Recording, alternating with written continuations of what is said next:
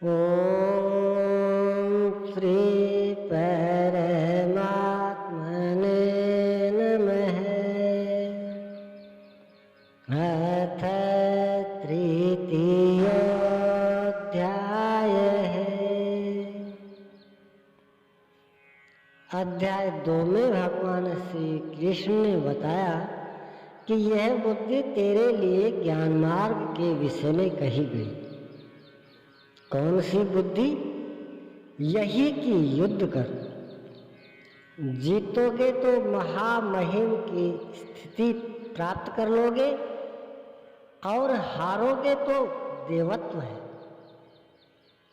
जीत में सर्वस्व है और हार में भी देवत्व है, कुछ मिलता ही है।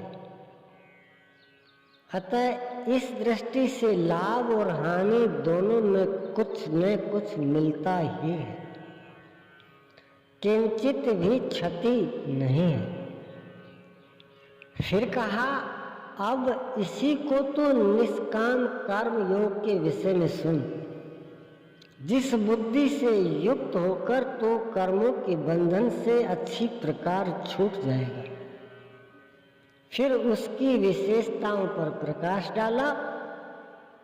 कर्म करते समय आवश्यक सावधानियों पर बल दिया कि फल की वासना वाला न हो, कामनाओं से रहित होकर कर्म में प्रवृत्त हो और कर्म करने में तेरी अश्रद्धा भी न हो, जिससे तू कर्म बंधन से मुक्त हो जाएगा। मुक्त तो होगा किंतु रास्ते में अपनी स्थिति नहीं दिखाई पड़ी। अतः अर्जुन को निष्काम कर्म योग की अपेक्षा ज्ञान मार्ग सरल और प्राप्ति वाला प्रतीत हुआ। उसने प्रश्न किया, जनार्दन, निष्काम कर्म की अपेक्षा ज्ञान मार्ग आपकी दृष्टि में श्रेष्ठ है, तो मुझे भयंकर कर्म में क्यों लगाते हैं? प्रश्न स्वाभाविक था। मान ले, एक ही स्थान पर जाने के 2 रास्ते हैं। यदि आपको वास्तव में जाना है तो आप अवश्य प्रश्न करेंगे कि इनमें सुगम कौन है। यदि नहीं करते तो आप पथिक नहीं। ठीक इसी प्रकार अर्जुन ने भी प्रश्न रखा। अर्जुन उवाच जायसी चेत् कर्मणस्ते मता बुद्धिर्जनार्दन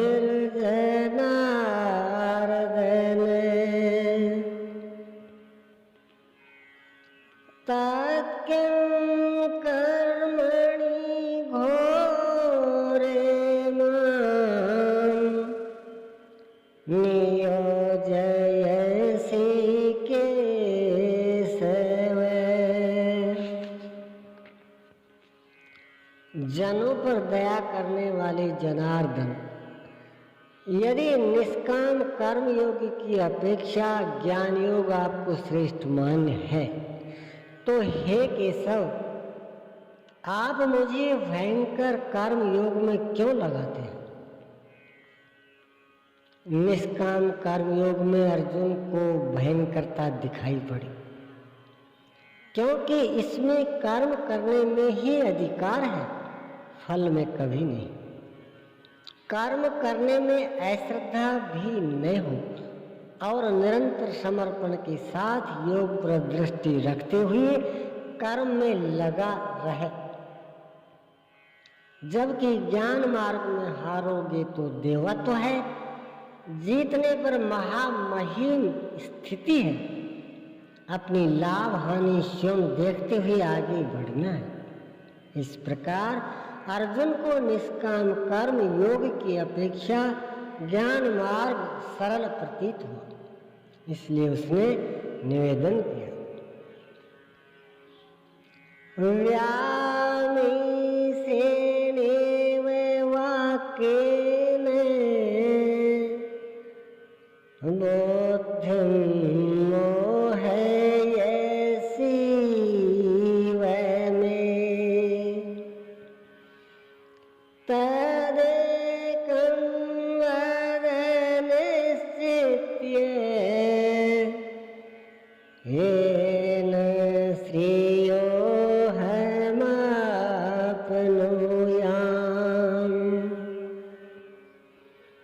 आप इन मिले हुए से वचनों से मेरी बुद्धि मोहित ही करते हैं।